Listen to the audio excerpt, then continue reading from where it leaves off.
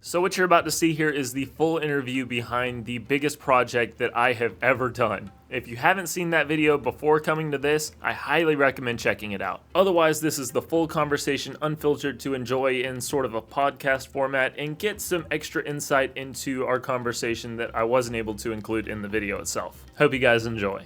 All right, we're rolling. We're good.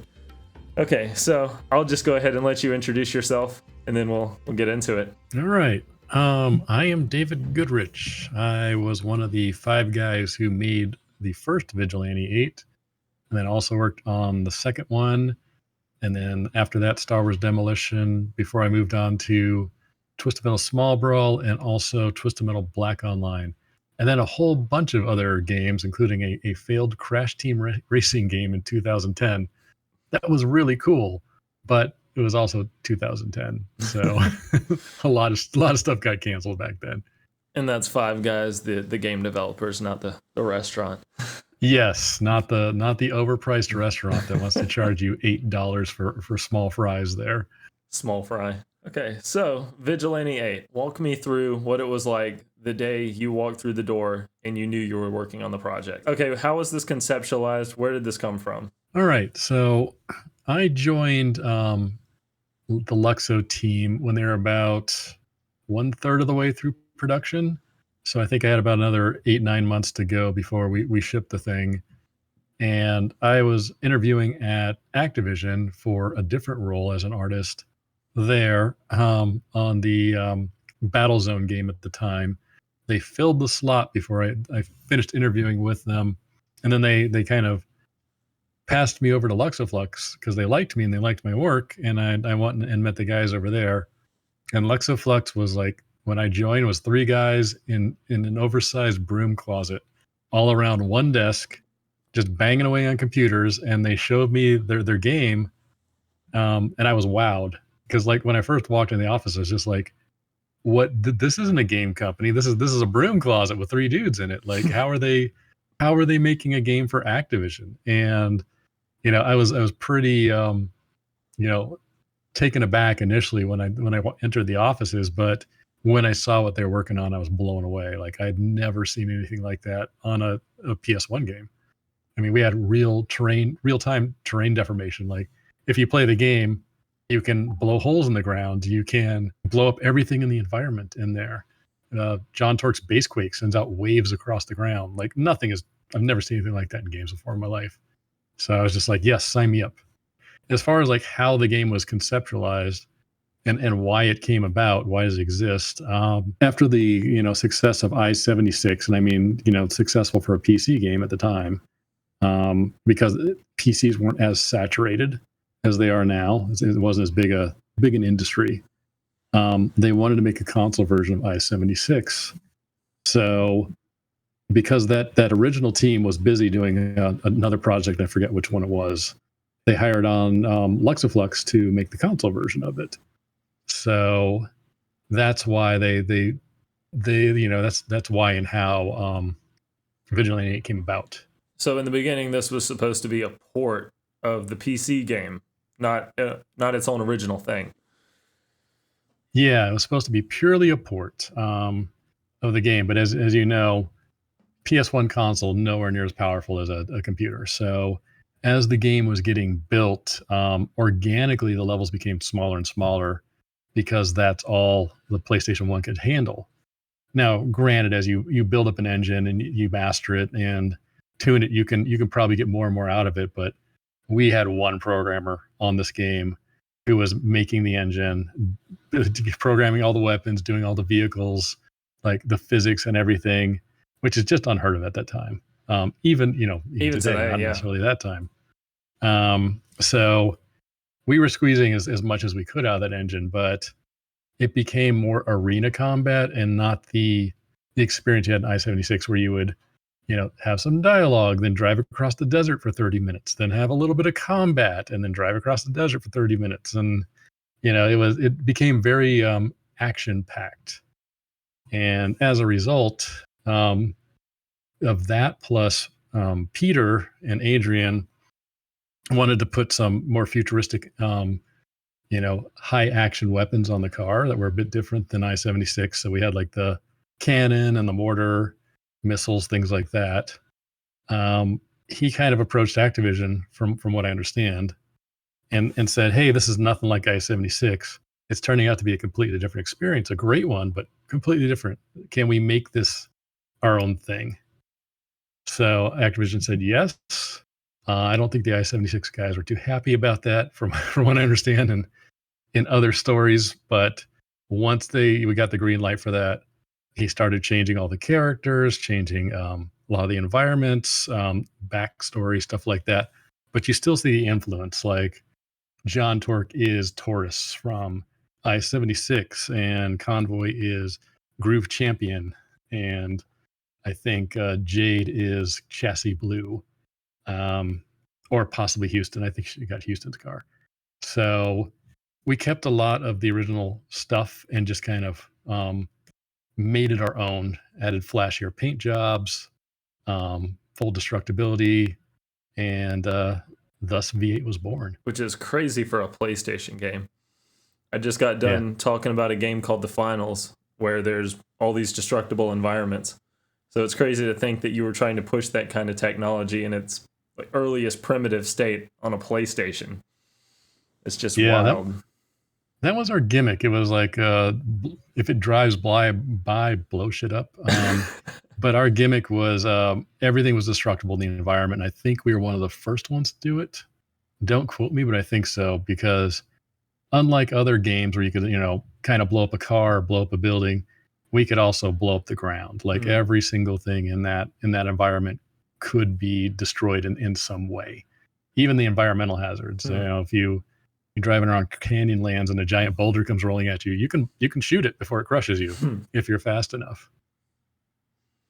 And at any point, did somebody say, "Hey, no, we're making a Twisted Metal competitor at this point"? Yeah, that's actually a fascinating story. So I am the only one on the team who played Twisted Metal, and the producers at Activision. Peter, Adrian, Jeremy, they weren't really gamers in that sense. You're kidding. And Peter had a very interesting philosophy that actually gave me pause back in the day. Was he doesn't like to play other games or competitors, so he cannot be accused of copying them. I, however, had played the crap out of Twisted Metal 1, 2, and 3.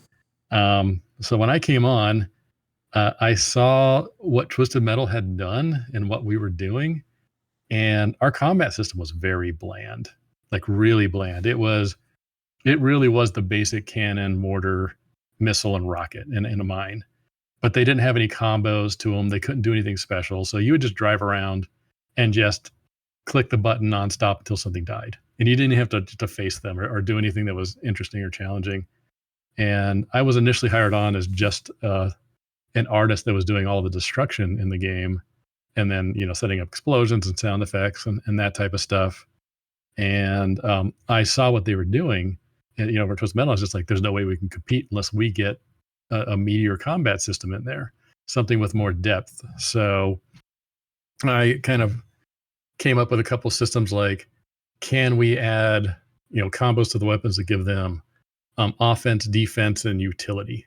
So I came up with two extra. We already had the offense, so I came up with a couple of extra things each of the weapons could do, and I proposed that to the team. And Adrian like, okay, and Peter's like, all right.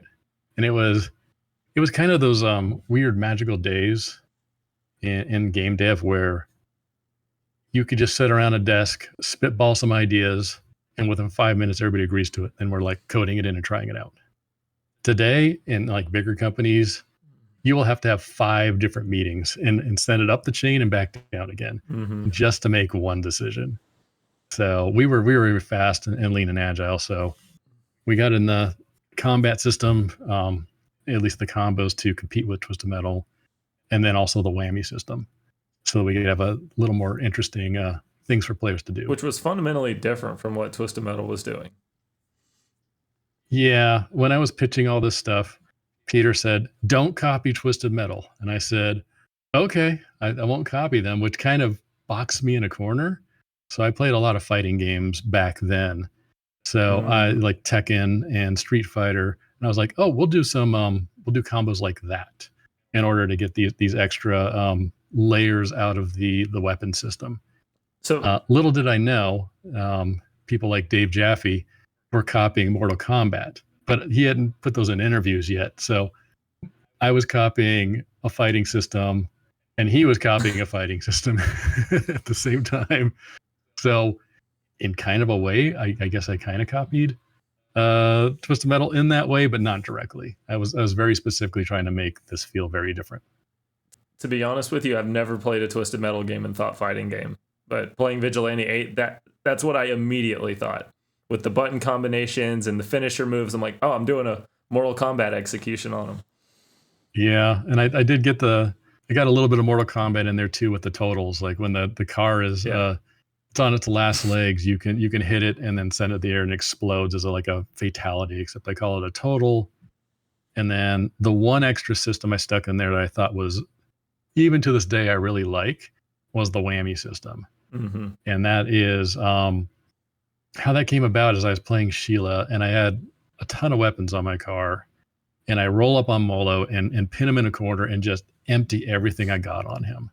And I'm just like, he's done. He's dead. Like, on to the next car. Mm. And he rolls away with a pixel of health. I could barely see his health bar. He rolls away, gets a shield that was right next to him, drives off, gets a wrench, drives off, gets another wrench, and then he was like back up to full health. And it was just like, this is never going to end. So I came up with the system that kind of felt like how it should have felt, that I should have killed him. And that was, if you can land 2 different attacks or more in, I think, a split second, it doubles the damage of each consecutive attack. So it goes like double damage, triple damage, quadruple damage. So if you're a skilled player, you can kill pretty much anybody with the right combo. If you can, get them all in rapid succession, all the way up to, well, actually there's no maximum, but I think Sheila currently has the highest at ×9, which is just an insane amount of damage. I love that that's a core memory for you. Like the car rolling away with a pixel of health. And I know a way I can improve this. Yeah, I mean that's a part of game design. I was like, is this frustrating? Okay, how can I make it less frustrating? And that was my goal there, because if players went through that, they would have just thrown the controller and walked away from the game at that point. So what you're saying is Twisted Metal doesn't have much depth to it. I would never. I would never say that about Twisted Metal. I put in my script that my favorite thing to do in Twisted Metal is just stack up a bunch of weapons and then unload everything into the first person I see. But I couldn't do that in Vigilante 8 because you pick up 3 weapons and then it's like, that's all you get. You can't pick up anything else. You get 3, but you can get up to 99 ammo in each of those weapons. The original build of V8 you could get all 5 weapons at the same time. And I actually had them take it off so you could only have 3 of them, because it took away interesting choice. I wanted players to go, I really want the cannon, I really want missiles to go after, this enemy, as opposed to, I have all of them, I don't care, I'm just going to drive around with everything. Like it completely erased interesting choice in combat. And that's probably my favorite thing about Vigilante 8. I feel like it's what really makes it fundamentally different from Twisted Metal. To be competitive with them, but without copying them as best I could. Right. Because it was very clear, like it was never the intent to be a competitor to Twisted Metal. It was just like, this is going to be I-76 on PS1. But as the game evolved, just because of the limitations of the console, it kept evolving more and more into a Twisted Metal type game. So we were going to meet them head on at some point. No pun intended. No pun intended. When it comes to Twisted Metal, every game kind of has a different set of driving physics to it. When you were approaching Vigilante 8, how did you conceptualize how you wanted these vehicles to drive? Yeah. When I joined, the vehicles had some base stats to them, but they were all pretty much the same. They didn't feel very different. In fact, they didn't even have mass or ramming to them. So as my duties evolved from being the destruction artist into doing the combat system, I also took over tuning all the vehicles too. And I remember one day I was driving around with Molo, and I see Sheila, and I just go driving up and ram her super hard, and it sends her flying. And I'm also shooting all the weapons, and I kill her, and I'm just like, yeah, the ram damage is insane. On Molo, I practically killed Sheila in one hit. And Adrian, the programmer, looks over and goes, yeah, there's no ram damage in the game. You just there's push damage, but there's actually no, or sorry, there's push, but there's no ram damage. And I said, what? That was so satisfying. And I was like, can we have ram damage? And he goes, let me think about it. So I went to lunch and I come back and he's like, okay, here's what RAM damage does. And he like programmed it while I was out getting like food for the office at KFC down the street. But there was all the other parameters there under it too, like speed, acceleration, stopping, and then overall mass of the vehicle, which tied into RAM damage. So I started tuning all that and then looking up realistic statistics of like how much a bus weighs, how much a Doom buggy weighs, and plugged in all these parameters and just played and played and played. I also, because I was doing all the destruction and testing all the vehicle handling, I kind of became the like the first level of play tester on it. Like I caught so many bugs and stuff, but I just played it over and over again and just tuned them until it felt right as best I could with our current physics model, because V8 does some weird things. Like, I'm not going to lie about that. So it's as good as I could have gotten it with what we had, but I tried to make all the vehicles feel different. Sheila feels light and fast. Her turning's a little squirrely, whereas Molo is very slow, but he hits like like a landslide, and he has that kind of weight to him. When it comes to the destructible environments, was that always a thing that was in the game, or did you have to basically redesign the levels as you went along and you realized, oh, we want to have all of this destructible stuff in the game? Yeah, when I came on, destructibility was planned. It was planned for everything in the environment. So I was mainly, like, when I came on, I was mainly hired just to go in and add several layers of destructibility to the cars, all the buildings, also set up sound effects for the destructibility and the debris coming off of them, and things like that. But yeah, it's that was from the beginning. I added an extra layer of destructibility by adding the Crater Maker combo. That was something that wasn't there when I, obviously, because I came up with that combo system later. But that thing would punch holes in the ground, and then as kind of a cheat, I wanted it scorched, but we couldn't put a texture there. So Adrian just turned off the lighting on the vertices, so it looks completely dark there, but it's because there's no light, not because there's actually a scorched texture there. So that added a little bit of layer of destructibility in there. But yeah, I mean, doing the destructibility was a lot of work. Peter was kind of handling that himself, but also running a company at the same time and doing car art and some level design, and UI, like he was stretched very thin. So that's where I came in, and then I grew into other roles. And then Adrian made a very robust destruction system in there where you could do a lot of neat things, at least most of the time. I had a I had a story about and I've told this before, about the Valley Farms with the orange trees. Mm-hmm. And when you blow up a tree, it kicks off all the oranges and then land on the ground.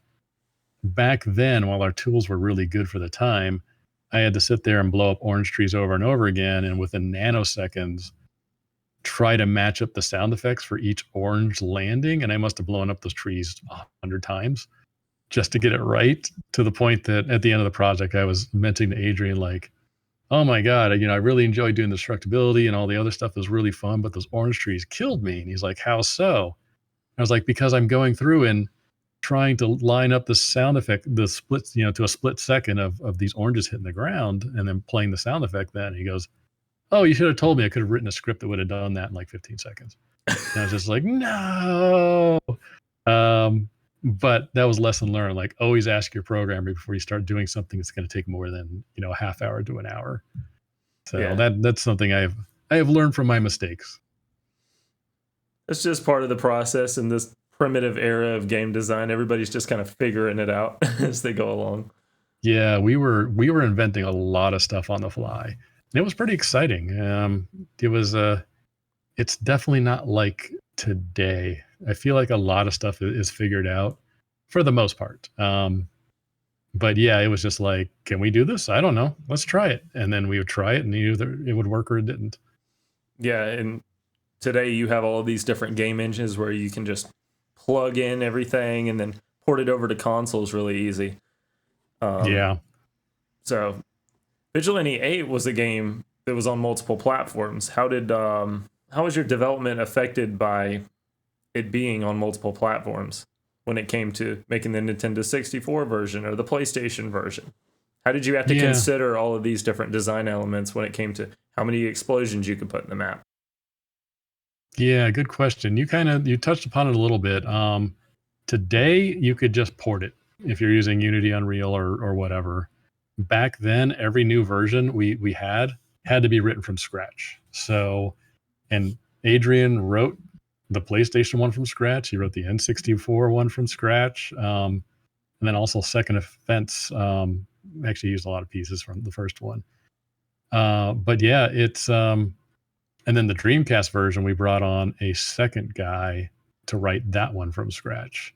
And each time you go to a new console, there's definitely new challenges for sure. Sometimes you have to upres the graphics. Sometimes you got to bring them down. Sometimes you got to write, and I'm not the most technical guy, but write new libraries or figuring out how the operating system works. Like it was nuts to have one programmer write an engine from scratch, write the graphics engine, write all the mechanics and weapons and vehicle tuning and all that type of parameters that you would hand off to me. Like one guy doing that is just completely unheard of. And then for Second Offense, we had two guys doing that on two different systems. I'm sure it was a nightmare to put together, but from my perspective, it's really cool to see three different versions of a game with that play three different ways. Like they have different. What am I trying to say? It's crazy you can have three versions of a game and they all play differently or they all have different elements about them. Were there any elements from any of the versions of Vigilante 8 on the different platforms that you preferred over the other? Yeah, so the PlayStation 1 version, we definitely, well, I feel like it wasn't as rushed as Second Offense. There was a lot of features I didn't get into that I wanted. So after we finished the PlayStation 1, we rolled on to the N64 version. And because we had a lot of the pieces already done, it was a much easier development cycle. Yeah, we had to change the graphics and the music, but we also got to add, a lot of fixes to not only like special weapons and some of the cars, but the the overall things like the missions, which were a very last minute addition to the PlayStation 1. And this version, we got to clean them up a little bit and even add the objectives to the radar. So instead of driving around blind in like the PS1 version, you actually know where to go in this version.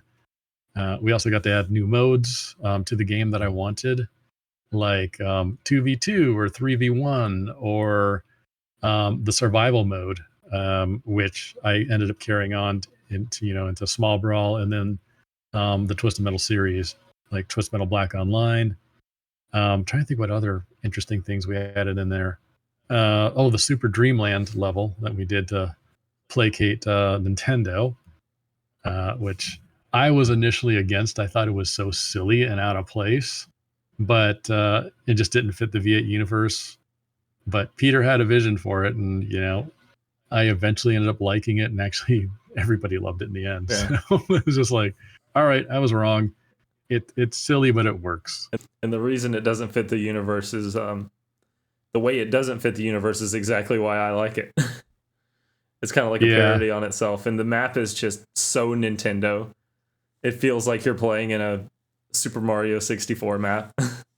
Yeah, we had some great artists. I mean, they really nailed the look of it. And, as much as I didn't like it, I did put my all into it and ended up making like the knight and the chicken and the cannons and the foot soldiers and then some of the other elements in there. And it was a lot of fun. That was actually the one level we tested a lot of the multiplayer stuff on. So it would be me playing against the other three guys for dominance of V8 dominance in the office. And that explains why the Nintendo 64 version had more content and patches done to it. Yeah, it was cleaned up. It was much more cleaned up than the previous versions. And then once we moved on to Second Offense, boy, we bought off more than we could chew, but we can talk about that a little bit later. Were there any elements in the multiplayer that you wanted to bring into the game that just had to get cut, or you didn't have time to put in at all? Or maybe it just didn't work with the hardware limitations? Maybe some team-based games, some capture the flag. Exactly. That is exactly it. I wanted some team-based gameplay. I also wanted things like team whammies in there, where if you and your teammate are attacking somebody at the same time, you could build up a less effective whammy chain on an enemy. Or things like environmental whammies too. Like if a boulder rolls off and hits somebody and you also shoot them at the same time, you would get extra damage. So I really wanted to expand out the combat system on that, but also a lot of team-based modes in there. And capture the flag was discussed at one point too, where you could just drive around, get a flag, drive off, using your weapons to keep people off of you the whole time and try not to get destroyed. So I mean, but that happens, I would imagine, with any game like this. We even had discussions like that during Twisted Metal Black Online of like, what are all these crazy things we can do in there? And a lot of those ideas did come from working on V8. They were like unrealized ideas that I tried to carry over.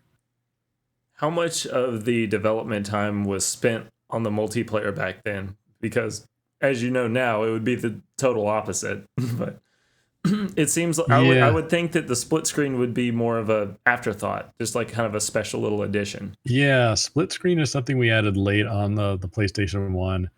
We only had split screen because the PS1 couldn't, even in one player mode, the PS1 couldn't handle all the explosions. But when you do split screen, you're rendering everything twice because now you got two cameras in there.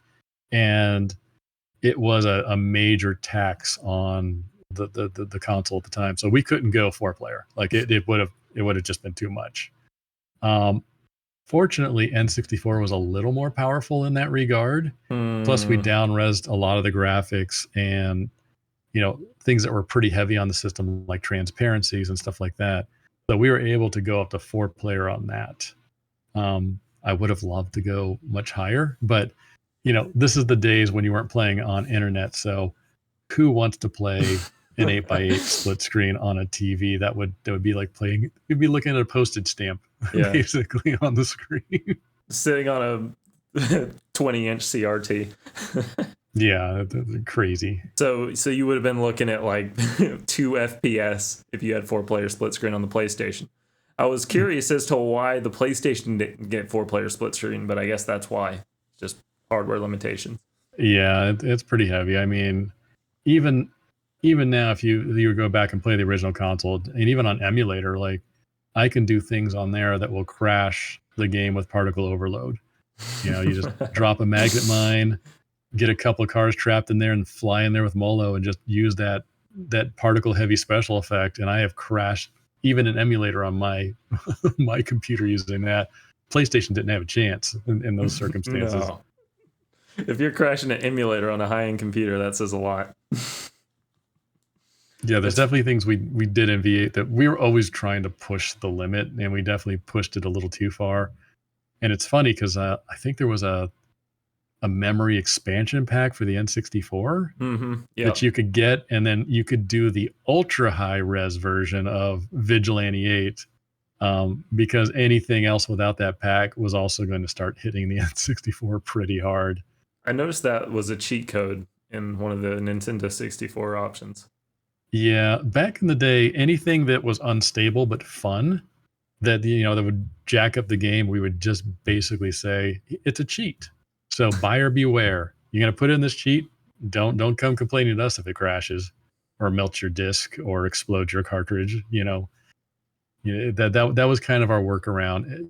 As far as also for QA, generally didn't look at cheat codes, so it would not get flagged as like, this is an A bug. Game crashes when you do this. No, it's a cheat.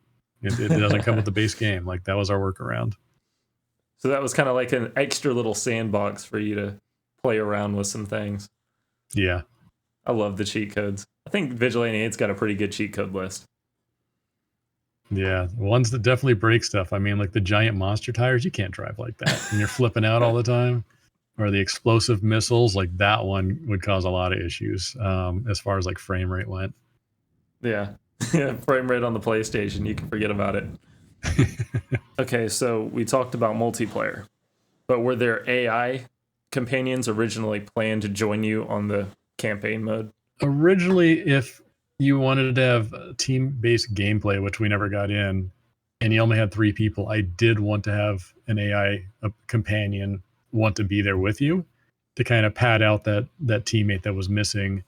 But we never got that far. And then I also had plans like if you're going to have a teammate that's AI, then it should be able to do combos or try to whammy, much more in-depth things like that, which I wanted to bring over in the Second Offense just for regular AI because it would have made them more interesting, if they occasionally did a buckshot or a crater maker on you or, did a weapon combo and got a whammy.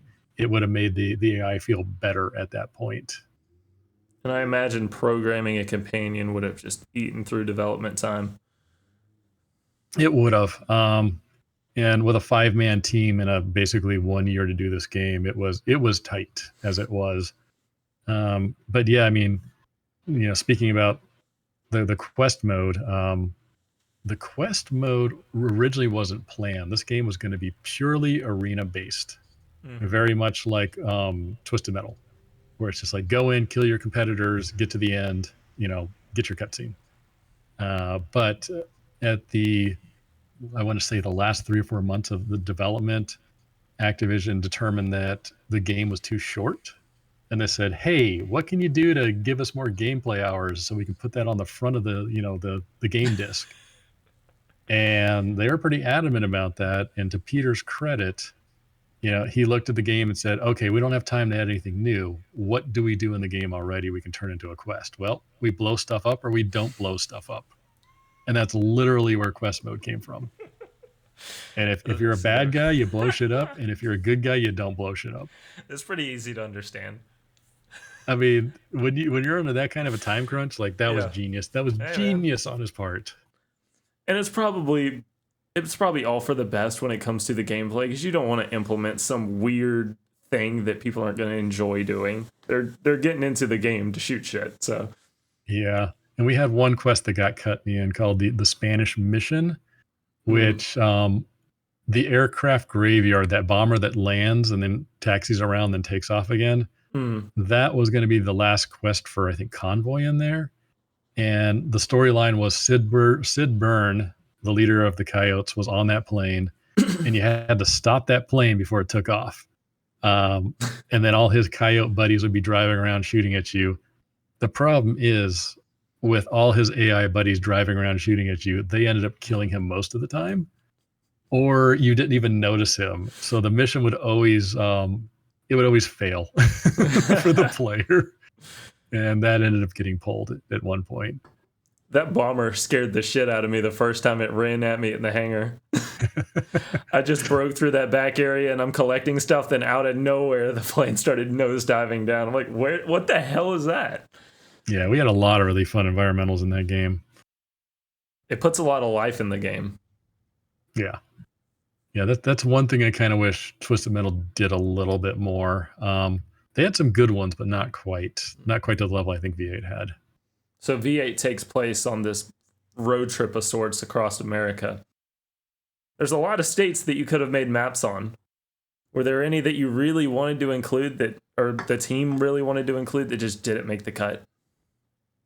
I don't really recall any. I know for Second Offense, we wanted to do Texas. And I think our original kind of arc was Southwest because that's what I-76 was just basically all the Southwest because that's what that highway ran through. But he wanted to further distance us from the, I-76. So on Second Offense, he turned Texas into Alaska. So the Alaska level is really Texas. That's why you see all the oil pipes and everything. It's just we just changed out the tile set from desert to snow and then No called it kidding. good. I did think the Alaska was kind of random. Yeah, it was a little bit out there. I would have been happy to keep it in the Southwest. I thought that was perfectly fine.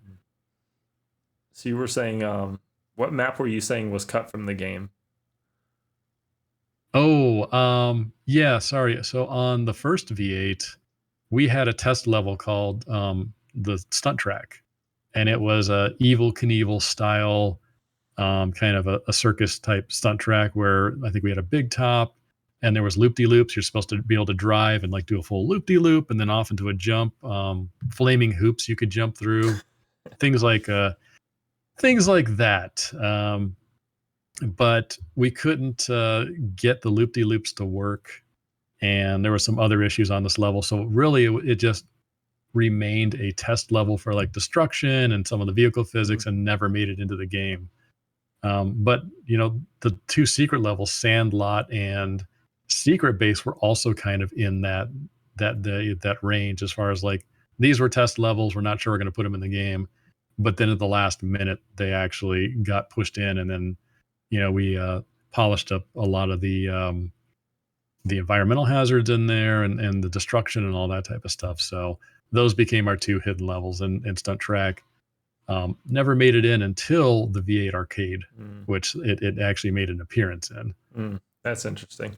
It sounds like Stunt Track would have been a physics nightmare on the original Vigilante 8. Yeah. Our original physics, if you so much as ran over a rock wrong, you would fly to the moon at times. It's funny, makes a great meme, but gameplay experience maybe not so much. Yeah, you're either flying to the moon or you're just kind of floating stuck in place. Yeah, so the AI in this game is pretty interesting because you'll see them picking up weapons and health around the map, and it doesn't really seem like they're able to just spam fire you with pickups. Yeah, so that was one of our tenets, is that and actually probably also just reusing code from the player, the AI has to play by the same rules as the player does.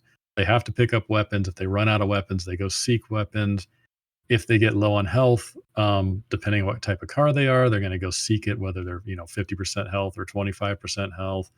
They'll also look for power ups too, as they need them. But yeah, so unlike, I know a lot of people complain about Twisted Metal, and I've even seen on some of my streams or others where they're just like, "Oh my God, Beeswax has so many bees; they're infinite. These games cheat." And then if I happen to be in chat, I'll be like, "Actually, no. He plays by the same rules. He's just been going around picking stuff up while you've been fighting some of the other AI." The only time there is a difference with them is during quest mode or survival mode. Some of the later ones, we do give them a pre-loadout, or if they're the boss, but they do have a finite amount of weapons, and they will run out. And you can see this if you ever put it on highest difficulty. They will, because their fire rate is so high, they will run out of weapons pretty quickly, and then you'll see them riding around the level looking for new pickups and stuff. But the AI does not cheat. They actually play by all the same rules as the player does. I didn't realize that. I didn't even think of putting it on the higher difficulty and looking for that. Yeah, it's pretty evident. The higher difficulty, sadly, if you can survive the first couple of minutes, it becomes easy because they've exhausted all the weapons in the level. Ah. And then they're just driving in circles, and they're at your mercy at that point. We should have thought of something there. I did notice the AI would kind of just like tuck their tail and roll over if they run out of ammo.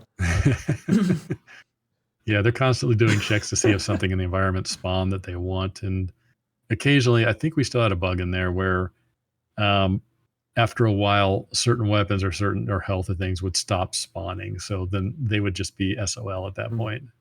It did feel like the respawns for some of the stuff was a little on the slower side. Yeah, that's one thing I always wish I could go back and retune. Yeah, too bad that you didn't have game patches back on the original PlayStation. Unless you consider the 5 different versions of the disc you got. Yeah, that is yeah, back then you had to get it right the first time or not at all. And V8 was one of the odd ducks where it has actually 2 printings of the first game that a lot of people don't know about. The first one once we did our initial run of like I think 100,000 copies or something like that, and they all went out, and I guess they sold out. And Activision's like, holy crap, this is amazing! Like this game's doing much better than we expected for a little indie game of 5 people making it. They also came back and basically said we found a game-breaking bug. It's rare, but would you fix it before we send out the next printing, which I think was Greatest Hits at that point. So the black disc is the original. Greatest Hits actually has this fix in there that fixes this crash bug. And then we may have slipped in a couple other fixes, quality of life fixes in there without Sony or Activision knowing about, but it seemed to have worked out. Yeah. Yeah, God forbid you go above and beyond. Well, I mean, like if we told Sony we were going to make that fix, it would have had to go through QA, and it would have caused a whole bunch of problems and delayed the second printing by months. And Activision didn't want that at the time. And then so they're just like, shh, don't tell anybody. We're going to slip in this fix and we're going to send it off for printing again.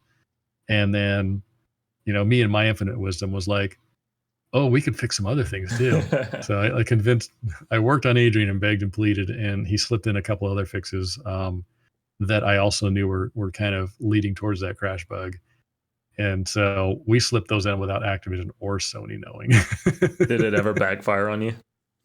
It didn't. It is a more solid version, I think. If I remember, we turned down the strength on the cowpuncher for the second one because it would in the first version it would launch them so hard that it would send cars in the weird spots that would potentially crash the game. I wonder how many people noticed this kind of stuff back in the day. Like maybe they got a second copy of the game or something and just noticed that something felt just a little bit different. It was discovered with the emulator community because when they started ripping the discs, they saw V8.1 and V8 1.1, and they're like, wait a minute. This is the same game. Why is there a 1.1 here?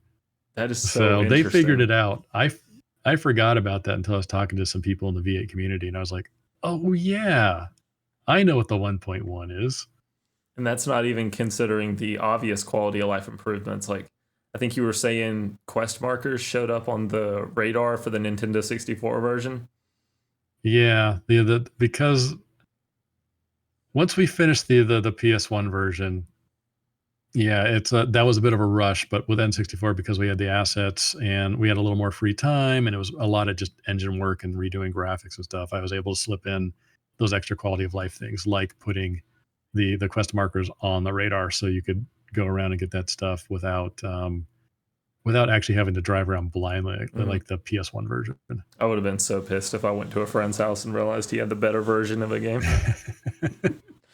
N64 is the definitive version, in my opinion, for Vigilante 8. Outside of the ease of setting it up on an emulator, which yeah, I'm in that camp too.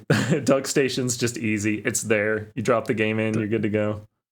Yeah, I should stream the N64 version at one point. Occasionally, I'll get someone coming in, going into my streams, going, well, "Why aren't you playing the N64 version?" I'm just like, I just haven't set it up yet. You should. That'd be interesting. It was hard enough for me to set up Duck Station. Now you want me to set up an N64 emulator? What are you guys doing to me? I think it'd pay off. It'd be worth it. It might. It would be interesting to get your reaction from the different versions of the games, even like the Dreamcast version, which I imagine probably isn't your favorite. Yeah, Dreamcast version looks good. It has definitely a lot of different quirks in there because it was made by a different programmer from scratch, looking at the original game, like the PS version. I know they shared as much code as they could, but I know Carrie had to rewrite a lot of stuff in there. So there's a lot of different quirks that Dreamcast has that the other versions don't. Yeah. But if we're it's probably more stable in some ways and not in others. But if we're talking about the version with the most quirks, I think that might have to go to the Game Boy Color version. That's definitely the biggest oddball there. Yeah. Were you a big Game Boy Color fan back then? Yeah, the Game Boy Color was very interesting. These were the days where Activision was just like, we got an IP, it's doing all right. Let's throw it at every single platform and console and handheld out there that we can. And they came to us and they asked us if we could do it. And we were just like, nope, we're not going to do it. Because I think we were rolling on to Second Offense at that point, Yeah. and we just didn't have the time or the bandwidth. So we gave them our blessing because at that point, Luxo owned the V8 license, and which later, once the Activision bought Luxo Flux during the True Crime days, then now Activision owns it. But back then, they came by and asked us like, hey, can we use it? Can we set up a different company to do it? And we're just like, okay. And then we just handed off all the resource materials we could. I mean, they obviously couldn't use our graphics or engine or anything, but more things like, this is what this character is. This is who he is. This is what his special does. And then do what you can on this tiny little handheld to get as close to V8 as you could. But we were very separate from that development. Yeah. So it was pretty much, yeah, sure, you guys want to do that? All right, cool. Here's the name of the game. Go have fun. Yeah. Here's the name of our characters. Here's the name of the specials. Here's our base weapons. Here's the levels. And then handed it off. And then after the handoff, I don't think we paid any attention to it at that point. What a bizarre port of the game.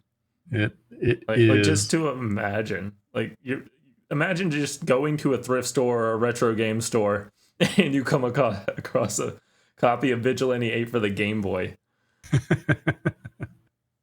Yeah, it's fascinating. But yeah, I had a couple things to show off. Yeah, go ahead. Here is the signed copy, team signed, from way back in the day of the first Vigilante 8. That's all 5 signatures. That is all 5 signatures. Man.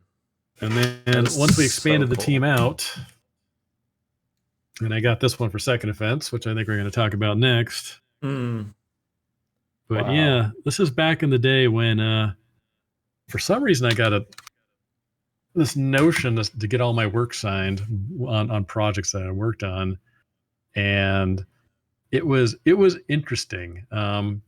Because talking to game developers back then, when I'd ask people to sign stuff on my own team, they'd be like, oh, why? This is okay, whatever. I'll sign it. But at like the Atlanta E3, I got this idea to get other people's stuff signed. So my buddy Matt worked at Insomniac on the first Spyro. And I went over to his booth and was talking to him. And I was like, hey, could you get the Insomniac team to sign my copy of Spyro? And he's like, okay, whatever. So we walk around and I'm meeting everybody as we're walking around, they're signing my stuff. And I keep hearing the comments over and over again of like, why do you want me to sign this? It's not like we're rock stars or anything. Like, we don't work in the movie industry. This is something like people in music would do or movies. And I was like, that's fine. I just want a signed copy. So they signed all of this. And I got both of them. Spyro 1 and 2, team signed by the original team from the Atlanta E3. And then here we are 20 years later, and now the games are actually cool, and we're not this nerd industry. I'm really glad I got the stuff signed because these people are actually rock stars in the video game industry now. Yeah, it's a fundamental piece of gaming history. Yeah. Sitting right on a disc. Here's the other one. This one's pretty good. Oh, man. Yeah. And that's so cool. And was this... I'm guessing Spyro was pretty popular within its community at this point?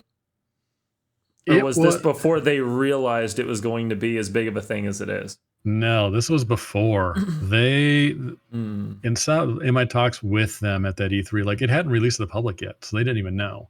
They were taking a giant gamble on this little purple dragon that focus test really well, but they were nervous. But Insomniac was, they put their heart and soul into it, and they had a lot of confidence in it, and it paid off. Like they put it out there, and it was a smash success, and it's still going to this day. So, I mean, I wish V8 was still going to this day. I can't say that about my franchise, but yeah, it was interesting.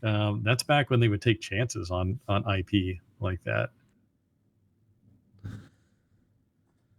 So, I guess we've pretty much exercised everything that we can with Vigilante 8. Is there anything you can think of?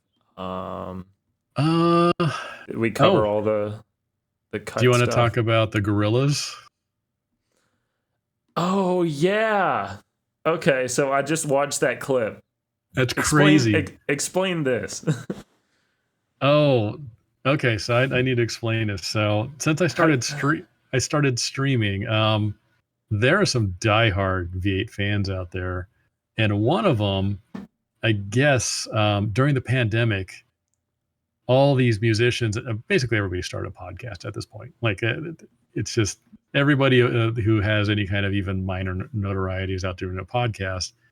And one of the guys on my stream who I talk to pretty frequently, hey Wallace, he he sent me over this clip saying, "Oh, the Gorillas just did an interview like 2 years ago. You're going to want to see this." And I look at the clip, and it's the band the Gorillas saying, um, they're on a podcast in Sweden, and they're talking to some guy, and the guy's like, "Do you play any video games?" Was it Damien, I think, or I forget the guy's name. Goes, "No, I don't play any games except for Vigilante 8."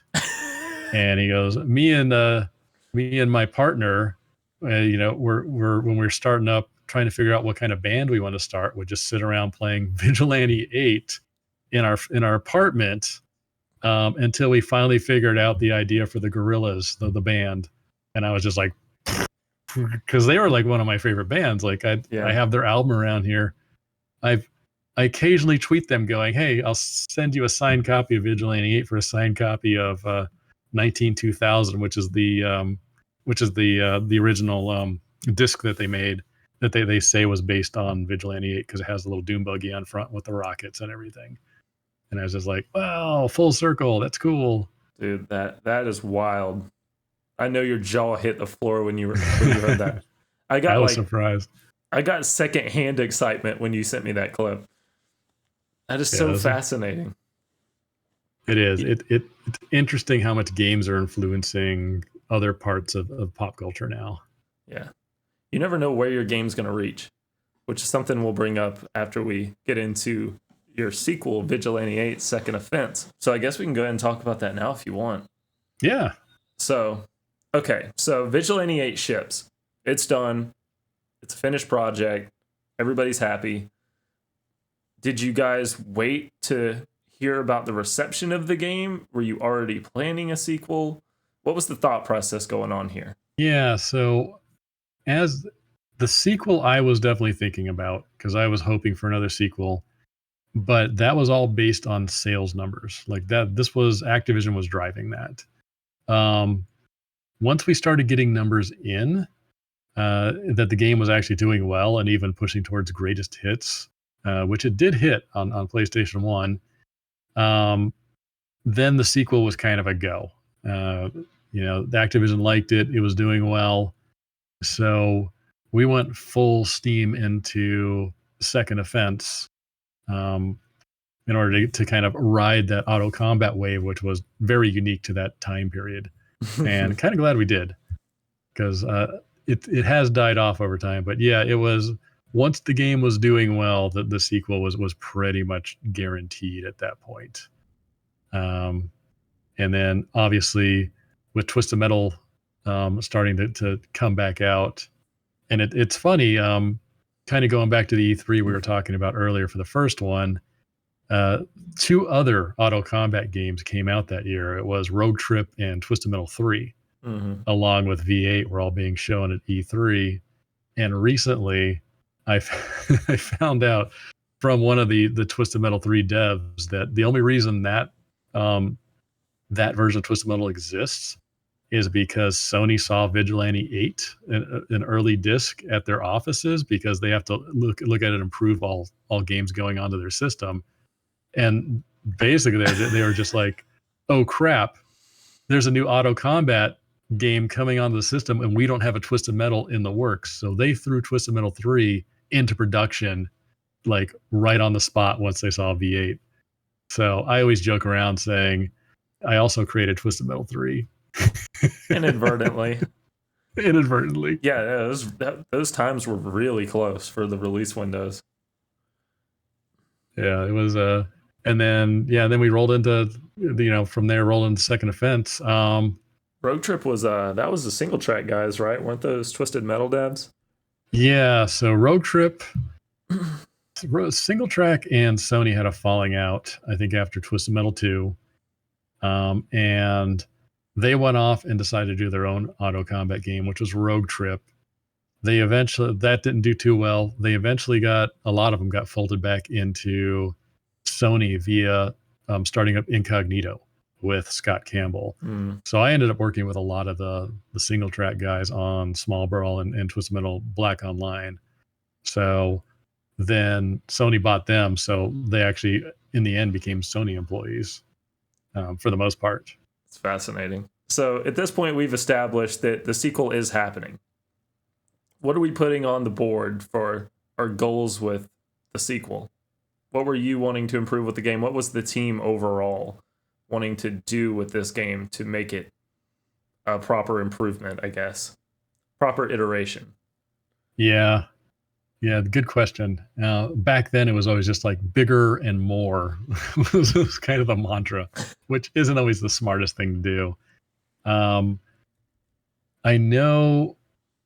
So the first game, like one of the first things we did is let's get it on more consoles. So that's where the Dreamcast came in, because that thing had just hit the scene, and so we're just like, we wanted to get it on this and PlayStation and N64, and I'm sure if the Game Boy Advance was there too, we would have stuck it on that. And someone, I'm surprised we didn't say, let's make it a board game. Like it was just like, let's scattershot this thing across the universe at this point. So like one of the things, like, more consoles. I proposed some new mechanics in there. Like I created the wheel attachments that would allow you to drive on water or snow or hover. Very so cool. that was one of the things. I was just like, oh, why drive to the edge of water and just sink? Wouldn't it be cool if you could just drive out, get the attachment, just drive out into the water and continue combat out there? But in the end, unfortunately, that never worked as intended. Our physics are pretty screwy at times, and you add attachments to it, and it is shenanigans like you would not believe. You're doing the best with what you got. Yeah. I mean, the snow attachments pretty much worked as intended. But like the water attachments on those 3-wheeled vehicles it's not a fun time. So So the story wasn't really a main focus in the first game. I get the impression that a little bit more effort went into it this time around because you got a pretty wild intro when you start the game up. Yeah, that's so the story in the first one, Peter and he would bounce ideas off me, kind of wrote that, but we were dealing with an external animation studio. So we outsourced a lot of that, and I don't think we always got back what we wanted. And I don't think Peter had the full control that he wanted because, he'd write something, send it off, and then get it back weeks later. And then, good luck. There's, no real chance to do adjustments because it was outside the company.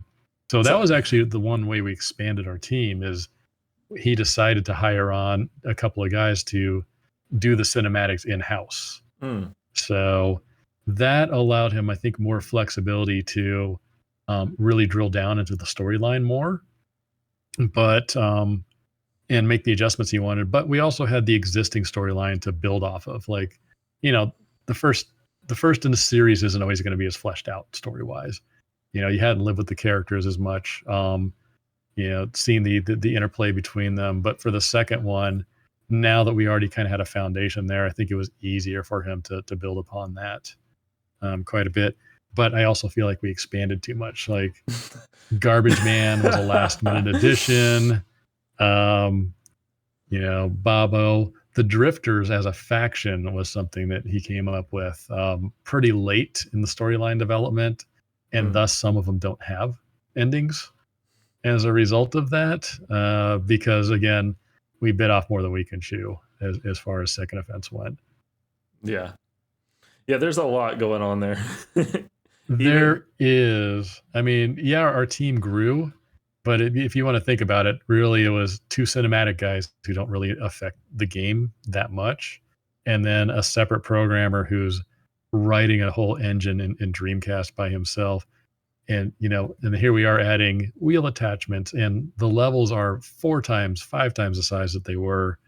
A whole bunch of new crazy specials in there that I came up with. Um, on top of that, then we have a whole upgrade system. You can collect salvage points when you total somebody and get a completely new car hot rod version. Mm. And there was a couple steps visually in between that.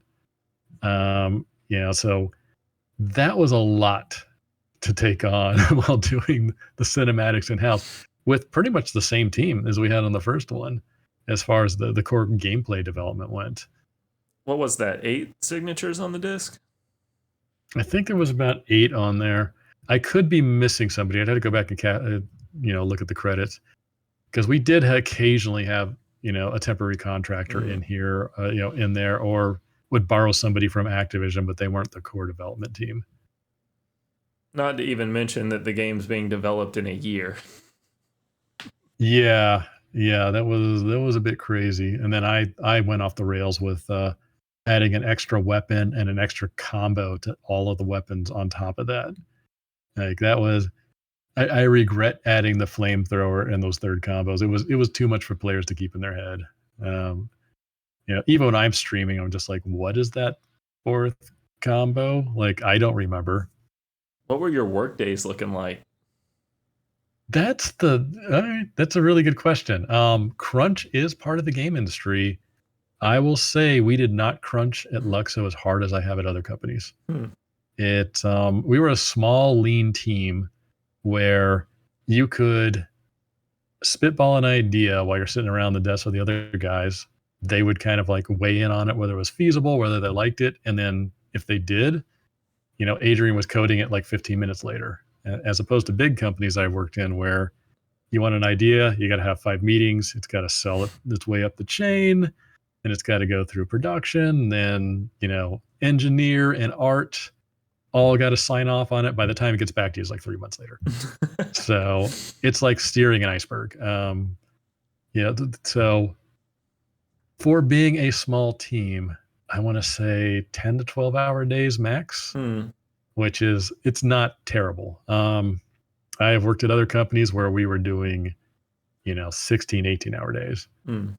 Another company, we did 24-hour days before we submitted to Apple the next day. Like it was rough. My God, man. Yeah, that's the old game industry. I don't think it's like that. It's gotten much better after the pandemic. Work from home, people realizing that, working people too hard is burning them out, and you're losing, talent and brain drain and all that type of stuff. We've gotten a little bit better about that. But yeah, for such an ambitious project with such a small team, it was probably one of the least crunches I've done in the industry, except for Twisted Metal. Yeah. And part of that's probably because you had already laid out the groundwork, I guess. So your process was maybe a little bit more streamlined. You kind of knew what you were doing. You were working with the team a lot better by this point. Yeah, we definitely got the process down, for sure. But adding more to it didn't help. You also saw that our missions also changed dramatically. Yeah. It went from just blow things up or don't blow things up to collect these 3 things, then blow something up, then push this trigger on this gator's butt or whatever. Like it had like 3 steps to them. So that also expanded in complexity. To answer your question, like what was the game plan? What was the roadmap here? It just kind of turned into more of everything. Okay. But surprisingly, everybody likes this version the most. I hear the most about Second Offense. Like this is like everybody's childhood memory here. And I actually thought Second Offense was not as good as the first one. I think we tried to add too much and it was too unpolished as a result of it. But this is the one everybody remembers.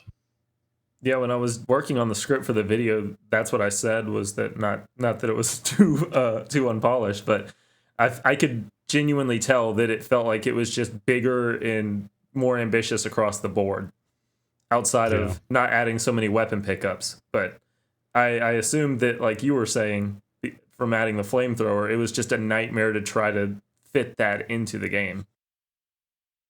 Right.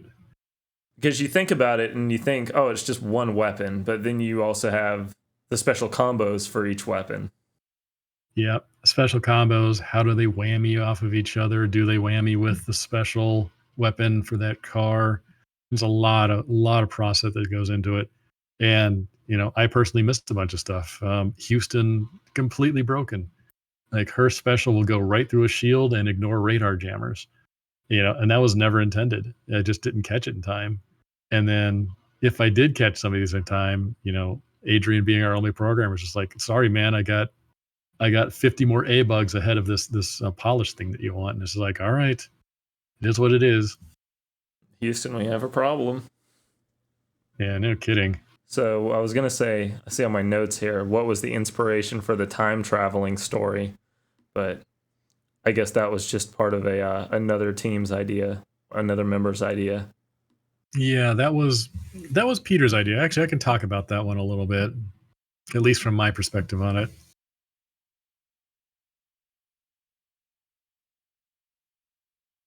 So, what was the inspiration for the time travel story? That was Peter's idea. He mainly handled the storylines, and he wanted to push things into a more futuristic setting. Because he loved things like Back to the Future, but it also opened up possibilities of adding robots and aliens and monkeys and just a lot of crazy stuff. He felt that it gave him more creative freedom in there. When I first heard this, I was just like, no, don't do it. Time travel, it never works out. Doesn't work. You're opening a Pandora's box of storyline here. But he stuck to his guns and added that. So that we had a little more flexibility to do more crazy tech in the game itself. Mm-hmm. But he always pushed the boundaries of like what the really interesting stuff to put in the game. Like he loved old B movie sci-fi stuff. That's where the giant ant came from the meteorite. Yeah. Swamp level was supposed to have the creature from the Black Lagoon, but it was too difficult to make, so we had alligators instead. Basically the same thing. Basically the same thing. But yeah, he always pushed in that direction. I really liked the first story he did that was very Pulp Fiction, where everybody had a different story, but they all interconnected at one point to make a continuous story. So you get these tiny snippets. You'd be like, okay, so Houston left her bracelet in a sink in a bathroom, big deal. But then it connects to Slick Clyde's, cinematic, and then all those would kind of interconnect. And he kind of carried that on into this one quite a bit, which I thought was really cool. Yeah, I could tell that they kind of went for that. I thought it was pretty interesting. Welcome to the Vigilante verse. Gonna make a TV series about that next. Yeah, coming for you, Twisted Metal. Were there any ideas that were too crazy for Second Offense that got cut? Because there's some pretty wild stuff going on in the game. It's hard to imagine that somebody was like, that doesn't really fit. Yeah, I don't recall. Oh, no, I do, actually. There were two things. One of them was my idea, and that was on the NASA level, we had a section where it had a fake moon landing. So there was like a movie set, and you would burst through the wall, and you would see the fake moon landing with the cameras and everything set up in there. But I was pretty much the only American on the team. Like they were from England or Czechoslovakia, and I guess they didn't know much about the funny conspiracy stuff, and they just didn't get it. Man, that would have fit. That would have fit so well. Yeah, and it was also extra memory and stuff like that. And I think he had trouble finding space for it on the level, so that one got cut. And the other one was the meteorites in Arizona when they come raining down. We had an actual catapult that was hidden that was flinging these things. So it was like a fake tourist trap where, this guy was like launching meteorites into the environment for like a show for everybody. That also got cut. those were two of the kind of weird ideas that didn't quite, jive there. But everything else, I think we pretty much got in that we wanted to. We just didn't have, like, God forbid we had anything else. Otherwise, I couldn't imagine jamming any more into the game than we already did. Yeah, it's pretty. And I mentioned the creature from the Black Lagoon did not make it in. It's pretty impressive that you got the sign off from NASA. Oh no! It's cool they're really into combat. Yeah, this was back in the day when before everybody was suing for everything. Like, we didn't have NASA's permission to put that in the game. Whose idea was it to put NASA in the game? I think just the artist just put NASA in the game. Just because. Yeah, I mean, today you'll get in trouble for that. It's like the Red Cross. You can't put a red cross on health packs anymore because the Red Cross will sue you. That's why all health packs have a green cross on them now. Yeah, I forgot about that. Yeah, things were not as litigious back then. There was a lot more freedom that you could do with other people's IP and copyright. Oh, the other thing, actually, probably one of our biggest cuts was, you'll notice that the school bus in the first game is is yellow, like a normal school bus, and in this game it's a prison bus. And there was a school shooting, Columbine to be exact, had happened around this time when we were just finished up V8, and Bill Clinton comes on national TV and starts talking about video games being the source of violence in our society, and holds up the magazine ad for Vigilante 8 on TV during his press conference, and Activision shits a brick. Oh my God. And rightfully so. So they're just like, we gotta do something about this now. The school bus has got to go. And I'm just like, oh no, please don't. It's so colorful and it looks so good on the cover. So Peter, in his wisdom, kept the bus, but changed it to a prison bus, and then wrote the story around that Mullo went to prison, and that's why he now has a prison bus, because he broke out and stole it. Yeah. So it was unfortunate. I mean, yeah, I mean, this is back like when D&D and the satanic panic and all this type of stuff. Like, every source of media that has so much as a tiny explosion in it is immediately blamed. It sucks because the yellow bus is kind of iconic. It's got that look. It was colorful and it was eye-catching on the cover. I remember seeing the Second Offense cover and everything just being gray, and I was just like, oh God, this does not look as good. This isn't going to pop off the store shelf as well as the first one did. Yeah. Go ahead. Before all that went down, was the team watching the press conference like, fuck yeah, free advertising? No. It was a very solemn thing. We were so busy working on the game that we didn't even notice until the Activision produced the game run in the office. Oh yeah. It's just like, look, we got to pivot. We got to pivot.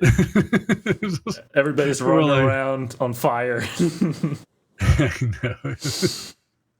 But, Activision knew the game was good and it was a hit. Like, they weren't going to cancel V8 over it. Mm-hmm. They were just like, we got to take out all school references, because and another thing that probably got us in a little bit of trouble, and you probably put it in your video, is our first commercial was a school bus pulling up to a school and letting the kids out. And he goes off to do combat, and he comes back, and the bus is all shot up. I thought that ad was great. It is amazing. Hold on one second. You might want to... Oh, you're good. I got something for you. Yeah. This is that ad. No kidding. This is the ad the producer, once they cut the commercial, ran over to the TV stations, and they made copies of it and put it on air. But this is the original one that I've kept all these years. Oh my God. Once he delivered it, he came back to the office and said, anybody want this? And of course, back then everybody's like, I don't want to keep all this crap. And I was just like, I'll take it. Yeah, you're the sentimental guy. Thank God. So maybe it should go on auction one day. The original V8 commercial before it was put on air. And I think this is the one where the kid actually says shit instead of being bleeped out. Oh, does he do that?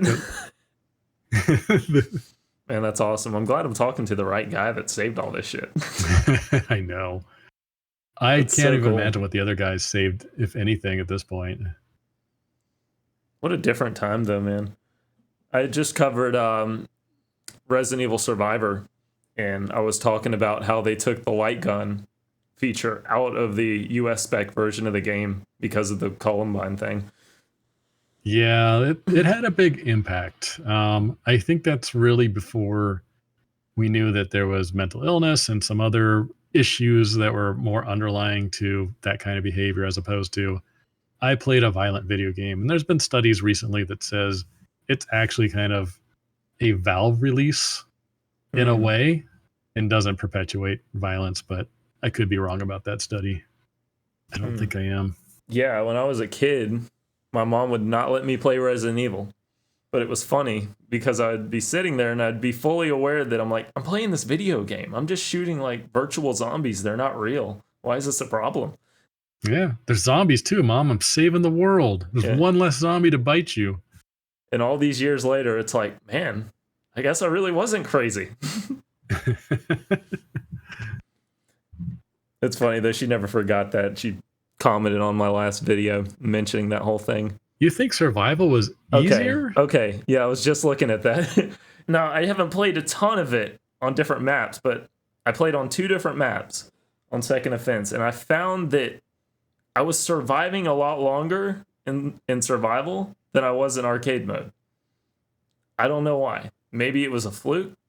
Maybe it was that health spawned more often. I'm not sure. But That's I felt like the AI was more aggressive when I played arcade mode. that's interesting. Was this N64 version? Are you talking It was second PlayStation offense? version. Yeah. Okay. Yeah, that's interesting. So in arcade mode, you're probably fighting 4 people right off the bat, and Mm. that you're getting a lot more incoming fire. Where in survival mode, we start off with 1, you kill them, then 2 come in, then 3 until it goes up to the max. I would think that survival would have been harder because they keep coming in with spawning in with fresh, weapon loadouts, as Mm. opposed to arcade where they could fire off a bunch and then just drive around trying to look for stuff.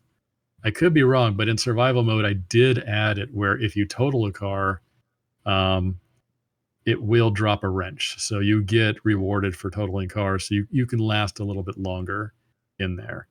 So I'm not sure. It's mileage may vary depending on player, but Yeah. I think after about the 5th car, survival gets harder. Was the spawn rate for weapon drops and stuff more frequent in survival? I might have turned it up for that just to make sure, because that way you didn't run out, after 32 cars or Mm. something along those lines. I I don't forget know. some of the tweaks I made to that. I may It's have been just had my tinfoil hat on for that. No. could be. Yeah, I don't know. That was just my experience with it. It just felt like the AI got a little less aggressive with me. But then again, maybe I'm just insane. It could It's also be been difficulty. So the way we set up our AI difficulty is if you're on easy, only 1 car will attack you at a time. So if mm, 1 car is attacking and you drive off and get close to another car, they'll switch partners, so to speak. oh And then really? that car, the closest one, will start attacking you. Medium 2, hard 3 cars will attack you at the same time. And then on the cheat that you can plug in, all 4 cars just go ham on you. And their fire rates are much faster too. Yeah, I mainly just played on the normal difficulty because I always felt like that was the intended difficulty. Interesting. I don't know. So I guess that would lead me into the last question I can think of for Second Offense. What was easier about the development and what was harder? I guess easier would be that you had resources already in place. What was harder about developing the sequel? The harder thing about developing Second Offense was, yes, we had a lot of the building blocks in there, but we also changed all the cars. Like Convoy now had a trailer on him. Houston was driving a tow truck, so I had to go in and retune all the vehicles, but also come up with brand new specials for all of them. So that was interesting, and I definitely threw Adrian quite a few curveballs with some of the crazy specials I came up with, like Agent Chase's time freeze. That piece of tech was pretty amazing. He did some weird thing where he did a frame call and then held it, which basically means anything in that radius, including weapons, power-ups, cars, is frozen in time, which is bizarre, but also just mind-blowing for, the PS1 console. To everything else is able to move around the environment except for this one area. But pulling off really weird, tricky stuff like that made the game a little bit harder. The wheel attachments too it made life a little bit difficult. Yeah. And, on top of that, we also tried to make the environment accommodate those wheel attachments, but also make them useful during the missions. So, Louisiana, you had to flood the entire level to get some of the quest items that are floating above the water level. So it was just, what made the game harder is we were just too ambitious. Again, like I said before, we just kept adding more and more and more because we already had a foundation. Like we had an engine that worked. We had vehicle physics that worked. We had a lot of the base weapons. We're just like, okay, we'll just add three different variants to each car as you upgrade it. So instead of 12 cars, we had 36. It really in total in the end. That's wild. So, and as a game expands like that, it becomes harder and harder to play test and find all the bugs and tune all the weapons. So that the hardest thing, if I want to boil it down to one line, would be getting it polished. There was just too much for me and some of the other guys to get it polished because there was just so much coming in. Did this make the ports of the other platforms even harder? Yeah, it did. I will say Dreamcast was probably got the least amount of love from me as far as looking at it and polishing it and making sure it functioned like the other games. And then, things like the Houston bug where she can ignore shields and do crazy stuff. Definitely made it in there. Or, G-Man not being able to basically whammy the entire time using a special was another thing that didn't, that slipped past me. So there were a lot of stuff going on. But then again, we're a very small team and we're all wearing 5 different hats. I'm destruction artist and level design and weapon design and combat design. And, if you were at a normal company, you would have one role and that would be it. Yeah, but I'm sure that was part of the fun of it too, is that you're in this primitive era of game design with this small team. Yeah, it really was. Your voice mattered. Let's put it that way. Your voice definitely mattered. Every opinion you had mattered. And you had a real impact on the game. I mean, it was the Wild West back then, really. Did you ever see your game having an impact with a Japanese audience? We did release the Japanese versions. I don't know what the sales numbers were on it. From what I think I've heard, we did better than Twisted Metal there, though. No kidding. I think it was because we were more colorful and bright. And they were very dark and dreary and angsty on their cover art. And I think it was purely the visuals of our covers being bright that probably in game that gave us a leg up in that environment. It's pretty interesting localization. It looks like they put a good bit of effort into it. I like that they actually included Alaska on the map. I thought that one was a little weird of an addition. Yeah, now you got me wondering. I got to look at those numbers, but I'm pretty sure. So one of the guys in my streams is just the V8 number guy. He knows all the sales numbers and localization stuff, and down to how many units we sold worldwide and which console. And he was telling me that we outsold Twisted Metal by a bit, which surprised me. I'd just like to imagine somewhere you have a small cult following of the Japanese audience, just totally into this weird, I would love that niche game that takes place in America. Hey, come into my stream. I'll talk to you guys. I'd love to hear that we made an impact in Japan. Yeah, no kidding. Well, with that, I think we can wrap that up, unless there's anything you can think of adding to the development of the first 2 games. I don't think so. I'm sure there's plenty of stories, but it's hard to think of it right off the top of your head. I Okay. mean, Second Offense did spawn a comic book. Okay. Did it? I didn't know that. Yeah, I got it right over here. Of course you did. So yeah, Second Offense. I guess they were planning it on being a big deal, and then they made it into a comic book of all things. So that's a fully fledged comic book. Fully fledged comic book with story and everything. Is that hard to come by? I snagged me a copy of that. Yeah, and we were starting to become big, at least in Activision's eyes, a little bit. And they started floating some of their music artists past us, as you know, hey, what about this band's music? Would you want to put it in your game? And Sony has their own label, MGM has their own label. Activision had their own game label, as far as like music went. And we ended up using a lot of it for True Crime 2, a lot of known artists. But was it Second Offense? I think it was Second Offense. They came by and they were showing me a bunch of artists, and they showed me this one guy or this one group that was called Incubus. They're like, hey, what do you think about this song Drive? We can put it in, Vigilante 8. And I listened to it and I looked at it and I was just like, nah, I don't think they're right for the game.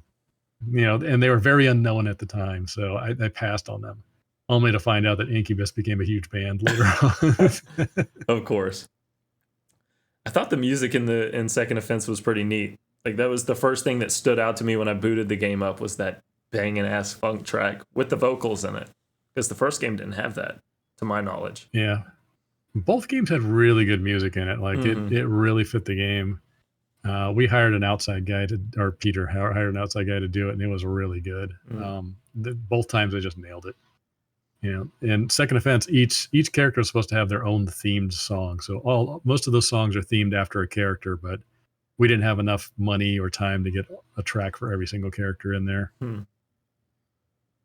Yeah, that explains Go Team Fast. That was the plan for all of them. Okay.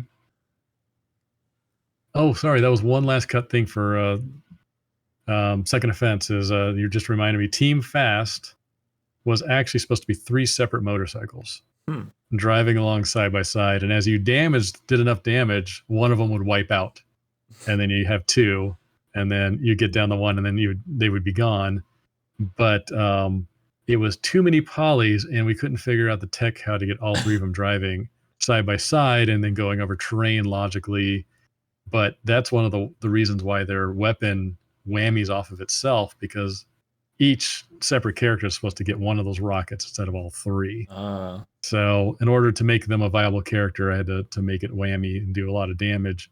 But that's why when you look at the character screen, there's 3 characters. When you look at the ending movie, there's 3 characters. Whenever they talk, you hear 3 separate voices. So Team Fast was supposed to be a trio of motorcycles driving around the environment, but that's one of the things we ran out of time on, which is unfortunate. I still couldn't imagine today how we would pull that off.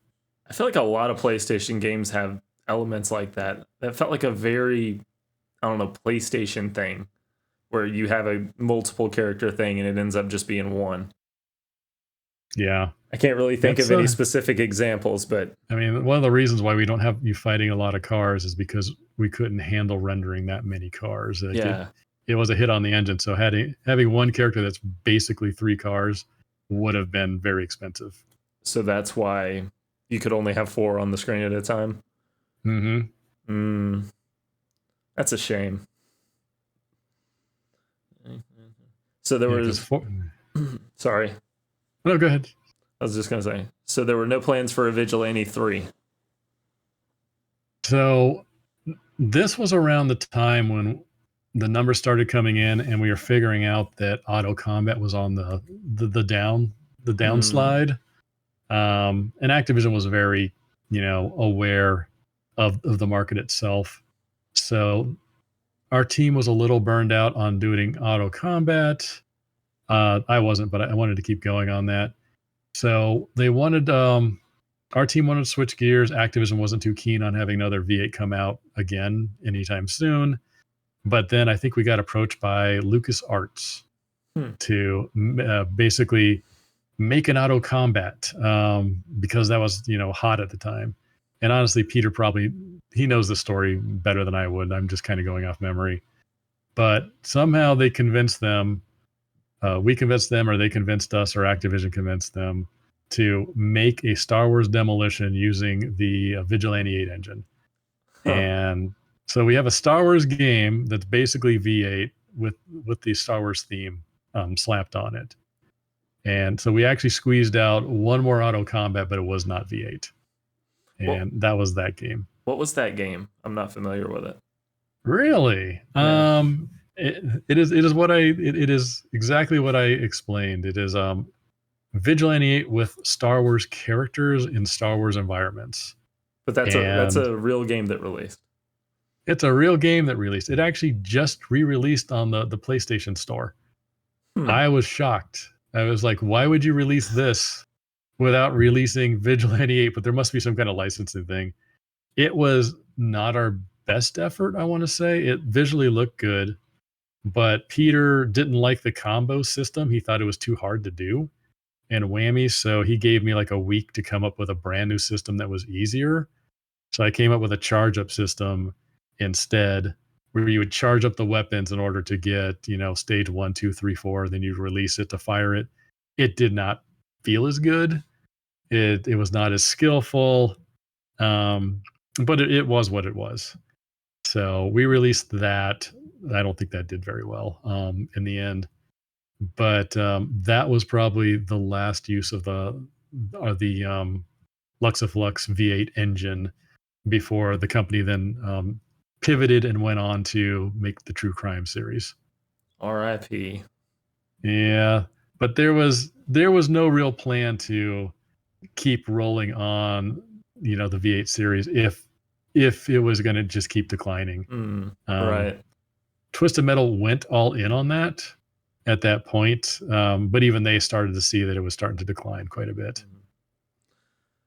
But that wasn't the end of Vigilante 8. That was not the end of Vigilante 8. Okay, so what was it? 8 or 9 years later, Vigilante 8 Arcade comes out. Yes, this was after I had left Luxoflux. So after Star Wars Demolition, I went off to go work on the Twisted Metal series. Did that for a while, and then came back to work on the True Crime series with them. And unfortunately, after True Crime 2, it did not, it performed well, but not well enough. So that ultimately led to Luxoflux being shut down. And I guess Peter and Adrian and maybe Carrie, if I remember right, decided to spin up a new company. Because obviously Luxoflux had been bought and then shut down at that point. So they went back to their bread and butter and approached Activision and said, hey, can we make basically a discount version budget title of Vigilante 8? And they secured the rights to do it and put it on, what was it, Xbox Marketplace? I forget what it was. Xbox Live Arcade. Live Arcade, yes. So it was exclusive to that budget title. It was, I was currently working on Ratchet and Clank. I would occasionally dip into the office and give them notes, but really, it did not. It didn't do too well. They made their money. It allowed them to keep that company afloat a little bit to do a couple more projects, but then after that, I think even Isopod shut down. But it was kind of like a last gasp to do it. I kind of wish I was more involved in that project, because for 1 and 2, I did all the tuning and game feel for it and specials and made sure like everything was working pretty well. But I think they hired on a bunch of new dudes, like fresh out of college, just to keep the cost down. And I don't think it got the attention it should have. It visually looked fantastic, because they did hire a lot of people straight out of Art Institute, but I don't think they had a lot of game feel guys on the team to kind of give it that level of polish that we had on 1 and 2. So you were kind of looking at it from a distance, like, I could save this. I don't know if I could have. They were so under the gun. I saw that they they did a weird thing where they kept the combo system, but then added the charge up system on top of it. Hmm. So it's like, hey, if you're good enough to do combos, you can do them. But if you're not, try this charge up system instead. And it didn't mesh very well from what I saw, at least from like the communities I'm in. There's a lot of hate towards that game. I hate to say. Yeah, I've watched some And gameplay. It doesn't look very good. they kind of fell into the trap we did on Second Offense, but expanded upon that. Like those levels were gigantic. There was hardly any cars in it. Yeah. The combat was slow. The cars didn't react very well. I played a little bit of the online mode, but I kept falling through the world all the time. So it's I kept falling they through really the needed. world. Yeah, I would drive along, just fall through the world. As you do. It's. But I mean, again, it was a very small team, very It's a short amount of time. It was a budget title. For what they did on a brand new system. Still pretty impressive.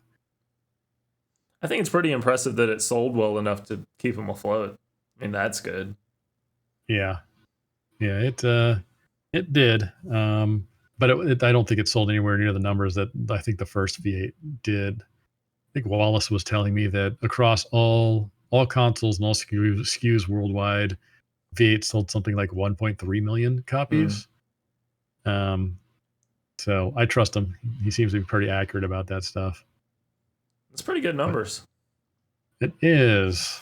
Especially and I assume then. like the Xbox marketplace didn't have huge saturation at the time either, so that probably hurt them. Yeah. Xbox Live Arcade had a lot of I don't know how familiar you are with it, but there was a lot of weird niche indie titles, budget games, and it was I think a lot of times it was just kind of a free for all in there. There was a Minecraft knockoff. I think it was called Castle Miner Z. It was extremely popular, but the reason it was extremely popular was because Minecraft wasn't on Xbox at this time. So that was all you got. So games like that usually did really well. Yeah, I didn't have much insight into Xbox Live Arcade. I remember I got an Xbox late. Actually, I think they gave me one for coming in and helping them in the mornings now and then, giving notes at the end of after Arcade launched. Just as like, hey, thanks for stopping by on the way to go work on Ratchet and Clank. But once I lit it up and started looking around in there, I was just like, I can't find much of anything in here, and it's very confusing interface and very noisy, and so I don't know. That probably hurt them quite a bit before we really mastered how to set up storefronts and highlight specific games or things like that. And I suspect maybe Activision didn't put much support behind it as far as that went because it was a budget title. Yeah, that was very primitive times. Yeah, at some point I should ask them. I've lost contact with the guys. I think I was telling you before the stream, like I think all of them are out of the industry now. One's retired, another one, no shoot, two are retired. One was at Riot and he just retired. And one is in web development, and I think he's just riding out till he can retire. And one disappeared. Like our art director Jeremy is just, no one can find him, no one can contact him, even LinkedIn. So hopefully he's doing well out there. And then I think I'm the only one left and still making games at this point. Yeah. Still streaming Vigilante 8. Still streaming Vigilante 8. And keeping the game alive, man. What's that? It's like you're keeping the game alive. Oh, I'm not the only one. There's a lot of people streaming out there. Now a new Unity version has surfaced from a fan. A fan converted Second Offense into Unity so you can play it online up to 8 players. And I've been playing around with that lately. He did a really good job on it. Okay, so this blew my mind. And you put me onto this because I didn't even realize this was a thing until you started streaming it. But it's Vigilante 8. From what I can tell, it's just the game. I don't know how they did it, but it's very impressive. They took the base game. He's put it out there for free. Hopefully he doesn't get in trouble with Activision. But I checked it out. It's not perfect. Obviously, it's still got a lot of bugs. but it's really cool. They added a lot of stuff that I wanted to. So it turns out the Discord I used to frequent, the Vigilante Discord, I'd frequent. People would ask me a bunch of questions like, "Oh, what got cut? What would you have changed?" And I like just started rattling off stuff like, "Oh, I always wanted to do this with Dave's flying saucers. I always wanted to, be able to whammy with a turbo ram or things like that." And this guy who was turning V8 into the online Unity version, I guess, went through all my notes and started incorporating them into the game. So I'm seeing all this stuff that I always wanted in the game that we ran out of time to do. Like he fixed the hover pods and the water attachments on Second Offense, so they work like I wanted them to. Instead of like flipping out all over the place and doing weird things, it's pretty smooth now, and it's a lot of fun to play the game in this kind of fresh lens. It's fascinating.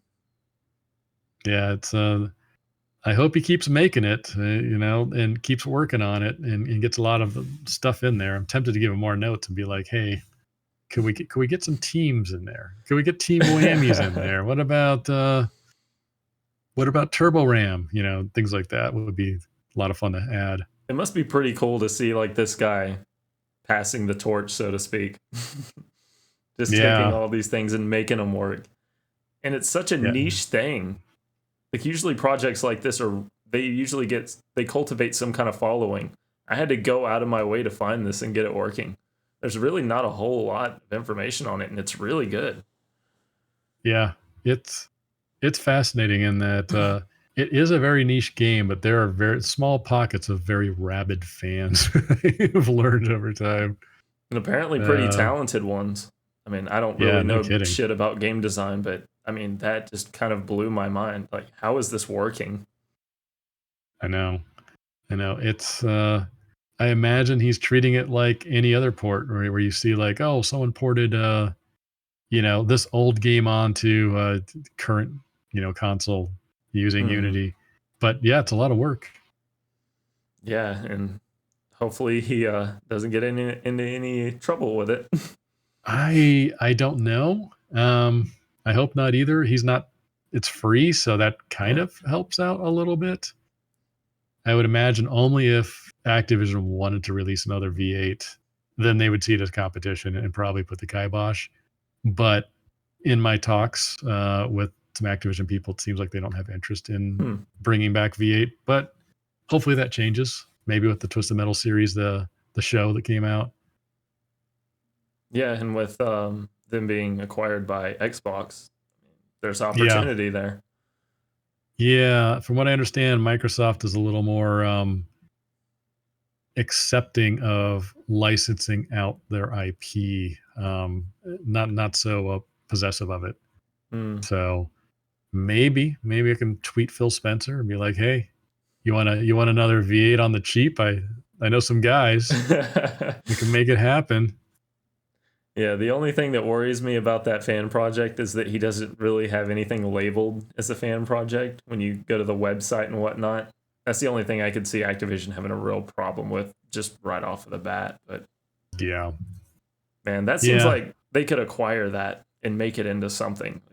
There's something there, right? There is. It's a lot of fun to play. It's playing that game. And what was it, like 60 frames per second, smooth. Draw distance is way out, so you can see like weapons going level wide, and it plays so much smoother. It's a joy. It's a joy to play that thing, and I really hope it doesn't get kiboshed. Like the smart thing to do would just be like, "Hey, we're gonna let you do this. We're gonna put it on the store. You're gonna give us 50% though. Like." This is 50% you wouldn't have had in the first place, and we're not going to give you a hard time. Like that would be an ideal thing to do, because then I think it would make everybody happy. In a perfect world. In a perfect world. I think it was the Sonic Mania team that Sega did something similar with. Oh, did they embrace a fan made? Yeah, so was it Sonic Mania? I can't remember, but I believe that started as a fan project. And then Sega got on board and said, "Hey, do you want to make this into a whole thing? We'll endorse it." and then it came out on store shelves and was a pretty successful project. That's awesome. Yeah. Yeah, I mean, obviously you don't want to embrace all fan made stuff because some of it may not be up to snuff, so Mhm. to speak. But if it is, why not go that route? I mean, these people are generally working for free. They'll probably take just about any kind of deal you throw their way, Yeah. and it's good exposure. Like, And half the time they're so doing a better job than the official teams would be doing. yeah, I don't know, it's debatable, but yes. But yes, some teams can get so big that they trip over themselves. Mhm. Which is like kind of goes back to the fact that we weren't crunching much with a 5-person team, but really big teams I've seen crunch on because there is a lot of layers that cause issues. Yeah. Well, I think that's the thing about fan projects is there is no time restrictions or budget. They just kind of do whatever they want. So they have basically infinite time to work on it. Right. Sorry, I'm looking around. It is storming. Oh Ooh, yeah. Yeah, I got rain it's like splashed all up on my windows here, up on the third floor. It's pretty it's like a crazy. monsoon here in LA. What? We're supposed to have perfect weather. I'm not paying for this. This is this is not what I'm paying this cost of living for. That's right. Man. Well, I think we pretty much wrapped it up, didn't we? I mean, is there any final thoughts that you can think of about Vigilante 8? I Uh, I see I put down here, do you think Vigilante 8 could even exist today? Do you think there's room for a new card combat game? is V8 better than Twisted Metal? That was supposed to be the ending question. I forgot Okay, I forgot to not tell you about that one. That was supposed to be we'll, a zinger. I've got that one before. That's funny. Of All course. right. Let's see. Could V8 exist in today's gaming space? Yes. It just could not be a triple A. It probably couldn't even be a double A. It Hmm. would probably exist very well in what we were just talking about with the Unity port version. Very cheap, fulfills the itch of the original, but with, enough quality of life upgrades that it makes it feel fresh and new. Splash in a couple of new levels, get those team modes in there. Um, Maybe get some battle royale modes also, Get which is, Super Dreamland 64 in there. get super, jam all the old levels and all the old music in there. Yeah, you could maybe even introduce a couple new characters. Like it could survive in today, but it's not going to be selling, 50 million units. It's Oh yeah. probably, you'll be lucky if it hits about Yeah. um, one or two. But if you budget correctly for it, then that's fine. You can make a lot of money off it. Like, $20 at 1 million. That's still a significant amount of money in Activision or Microsoft's pocket at this point, as long as, you don't have a huge budget, as far as like developing it goes. Yeah, no kidding. There's a lot of nostalgia for it. Like I've seen hundreds of people, um, actually, if not thousands, that are still into talking about or playing V8, to this day, which is pretty surprising. I think it's pretty fascinating. Um, how do you feel about the industry today? Are you still happy to work within the games industry? Yeah, I love making games. Industry's hitting a rough point right now. I'm sure everybody knows the news about all the layoffs. We kind of went through this back in 2010, which ended up killing the other game we were talking about earlier, the Crash Team Racing, which was kind of in a weird way a spiritual successor to Second Offense with the tire changing mods and everything. But back then, the housing crash and the recession closed down a lot of mid-tier studios. We're kind of getting that right now again. So, we've lost what, between last year and this year, about 18,000 jobs in the video game industry. And while we're bigger than, what it was back in, Vigilante 8 days, that's a huge chunk we've lost. And so things are pretty rough right now, but I still love making games. Like that creative process and making something that people love and talk about and resonates with them.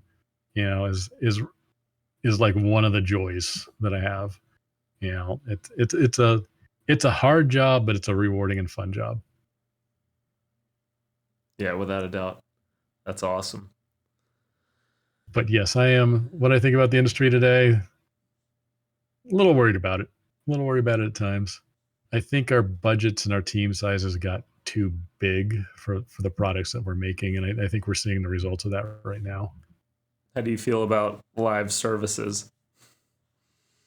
Yeah, Do you think there was too much of a focus on that whole wave? Yeah, there was.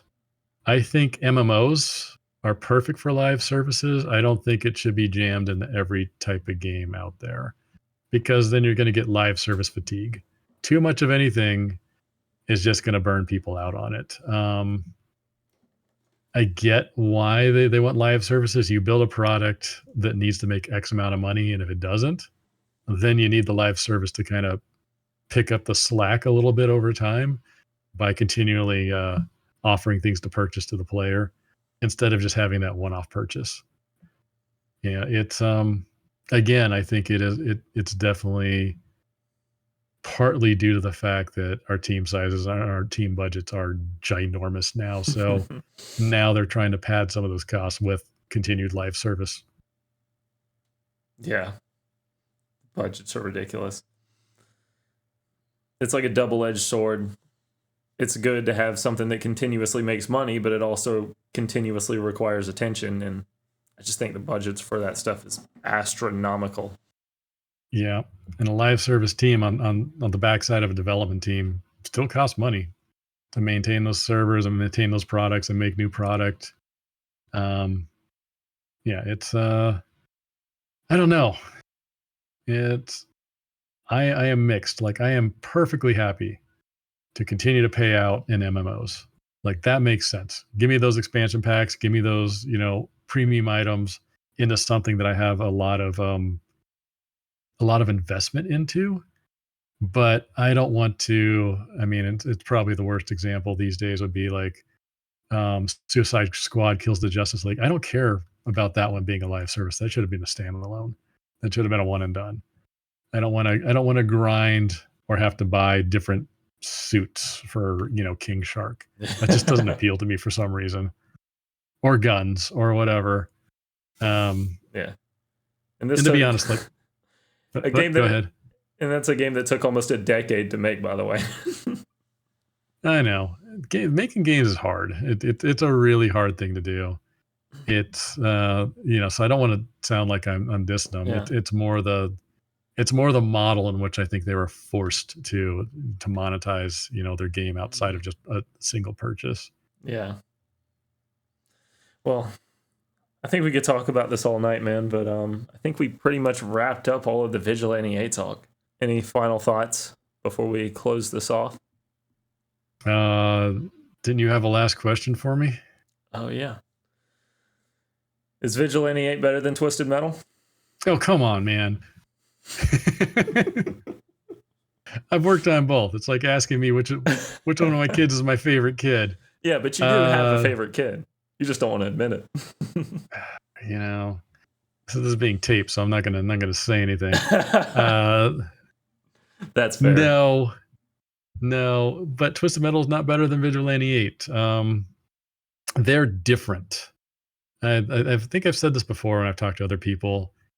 Twisted Metal is for the very hardcore people with really good Twitch skills, and that can often alienate more casual players. And I think that's actually where V8 came in, where you like auto combat, you like seeing things blow up and blowing up other cars.